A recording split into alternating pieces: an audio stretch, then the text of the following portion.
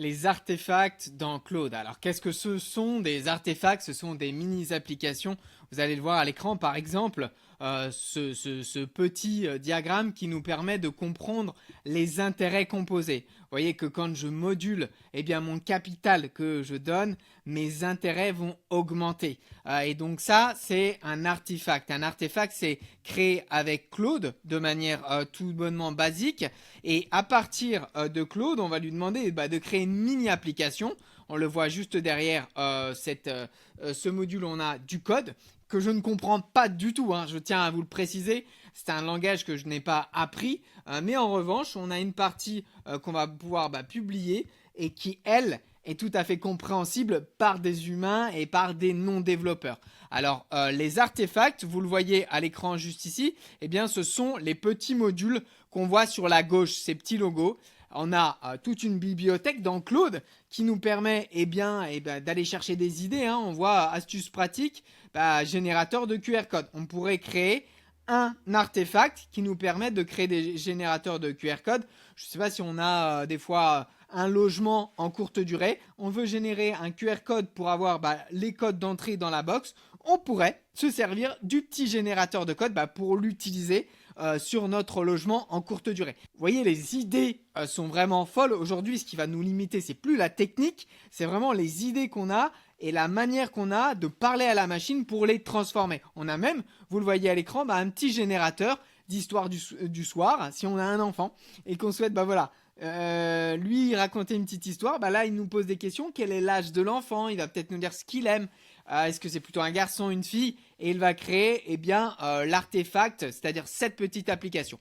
Alors nous, on va en voir trois. La première, c'est ce petit logiciel qui nous permet de comprendre les intérêts composés. Alors regarde bien, moi je lui ai dit comment fonctionnent les intérêts composés. Et là, il me l'a expliqué. Hein. Il me dit, là tu places 1000 euros à 5%. En année 1, tu gagnes 50 euros et ainsi de suite. Et en fait, ça va accumuler, ça va s'augmenter, ça va faire un effet boule de neige. Et donc, je lui dis, peux-tu créer un artefact pour que je comprenne? Et regardez, assez rapidement, il m'a créé un premier artefact qui n'était pas parfait parce qu'il y avait des erreurs dans cet artefact. Donc moi, j'ai itéré. Je lui dis, écoute, il y a des choses qui ne s'affichent pas, des choses qui ne vont pas quand je module mon petit artefact. Je lui ai demandé de corriger à la manière dont j'ai de prompter et il m'a fait regarder la version 2 qui est juste ici.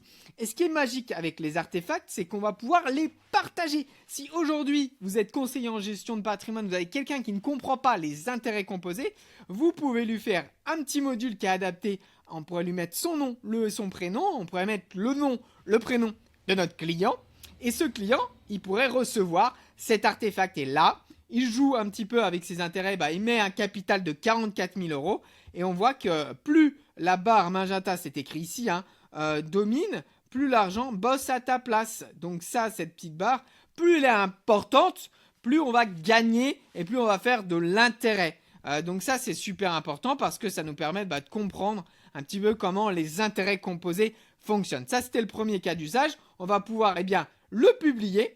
Une fois qu'il est publié, je copie le lien, je l'ouvre dans un nouvel onglet et là, je le partage. Ce petit lien qu'on a juste ici à l'écran, on peut le partager à notre client par mail, par message et lui, il a accès, comme moi, à ce petit artefact. Il peut même le personnaliser s'il veut sans toucher à notre document. Il va le personnaliser de son côté on voit, s'il met par exemple un rendement annuel à 4,5%, il va gagner moins que s'il a un rendement annuel à 9,5%. Et puis on voit que la durée peut se moduler. C'est vraiment, vraiment très fort aujourd'hui ce que font les outils. Je vous invite vraiment à utiliser Claude.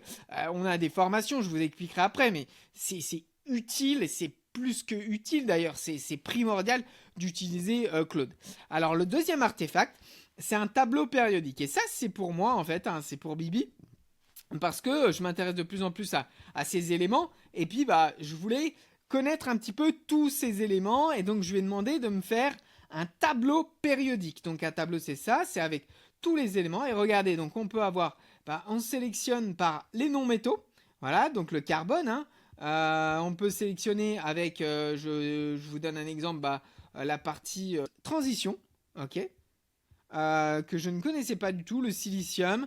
qui nous sert, voilà, premier métal de transition utilisé dans les alliages aluminium-scandium pour l'aérospatial. Vous voyez, en plus de ça, on a des informations sur l'élément. Donc c'est vraiment très très fort. Aujourd'hui, si vous voulez apprendre des choses, vous pouvez créer des petits outils qui vous permettent d'en apprendre plus sur des sujets donnés. C'est très très fort. Et puis là, encore une fois, je pourrais le publier juste ici, voilà, et je vais avoir le lien que je vais pouvoir ouvrir juste ici. Et là, j'ai mon tableau périodique en grand, qui est assez visuel. En plus, j'aime bien avec les couleurs de The French Boat, donc qui est magique. Voilà, on va avoir le calcium, cinquième élément le plus abondant, constituément principal des os et des dents, le calcium. Voilà, c'est merci Jamy, quoi. C'est super performant d'avoir ces outils comme Claude.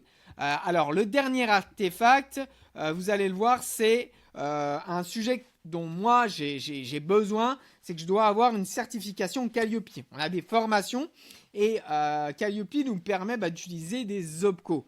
Et je dois faire des tâches administratives. Donc moi j'ai mis un planificateur de tâches pour que dans ma journée, je puisse voir comme j'ai avancé sur le fait d'avoir Calliope, ou en tout cas d'avoir une structure qui me permette de vous aider à financer ces formations. Et pour le cas, regardez bien, j'ai développé une petite application qui me permet, regardez, de cocher, vérifier que j'ai bien mon SIRET à jour, réaliser une première formation payante, c'est fait, créer un compte EFP Connect, on l'a fait, déposer le numéro NDA, tout ça je l'ai fait. Donc en fait, plus je coche, plus on voit que j'avance, et ça me fait du bien parce que je sais que sur mon avancée, je suis peut-être à plus de 50%. Mon réel avancé, là c'est l'exemple que je vous ai donné, mais ça me permet moi de me dire, dans ma journée, je sais ce que je vais devoir faire, et c'est une manière pour moi d'avancer sur un sujet qui est long, qui est fastidieux. Et j'ai créé mon petit Calliope Tracker qui me permet de voir comment j'avance dans le temps sur ces outils. Alors, tous ces outils, on le voit en formation. On a 2 jours de formation. Le mardi 24 mars qui arrive, je crois qu'il reste une place sur cette formation. Et puis, on a une autre date qui va être le 29 avril, où là, exactement la même chose, on a une journée de formation. On a 7 heures en live, 14 heures en e-learning. Et puis, on va voir Claude dans Excel, parce que Claude, il est arrivé dans Excel, il a tout bousculé sur la finance. On va voir Claude dans PowerPoint aujourd'hui. Vous allez créer 10 slides en l'espace de 10 minutes avec votre charte graphique. Vous allez pouvoir lui donner les couleurs de votre entreprise et il va créer un PowerPoint qui va être adapté à votre typographie d'écriture, à vos couleurs. Bref, vous allez être très très fort sur ces sujets. La création d'images, automatiser vos mails, tout ça on le voit en formation.